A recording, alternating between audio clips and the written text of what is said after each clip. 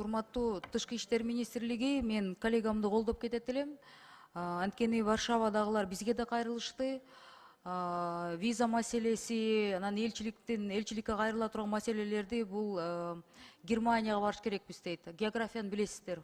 Ортодо аябай чоң убакыт алып атат деп. Анан элчиликти ачып бербесеңер, консульствону ачып бериңиздерчи. Консульство ачылбаса, хотя бы визовый центр ачып берилечи деп абдан суранды.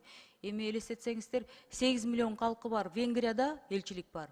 40 миллион калкы бар Польшада элчилигибиз жок да. Абдан чоң ишкерлерге чоң мүмкүнчүлүктөр бар дейт. Ошонун баарын биз мамлекет тарабынан колдоп берилечи деп кайрылышты. Бул бир, экинчи, жазып алыңыздарчы. ОСО Сайпекс. Юридикалык адреси Киевская 112. Прагага 47 биздин жарандарыбыз миграцияга алып барышып, 20-сын депортация болуп, они их там бросили. Пообещали зарплаты 1300 евро. И половина этих ребят сейчас депортировали в январе. Бул эмне деген?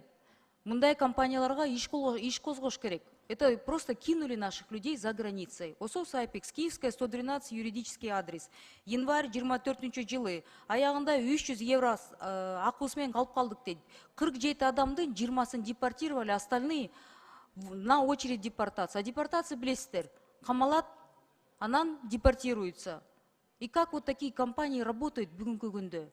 Ал адамдар чалып атышат, жазып атышат, тыйыныбыз жок дейт, тамак ичерге акчабыз жок дейт. Ушинтип сыртка келип бизди таштап салышты. Андан көрө Польша ушундайларга мүмкүнчүлүк түз бербейсиңер, легализовать этих людей. И надо же как-то работать с такими компаниями. Эти люди вот на данный момент 20 человек брошенные там находятся. И я считаю, что правоохранительные органы должны возбуждать уголовные дела на такие компании. Нельзя бросать наших граждан и врать, и обманывать.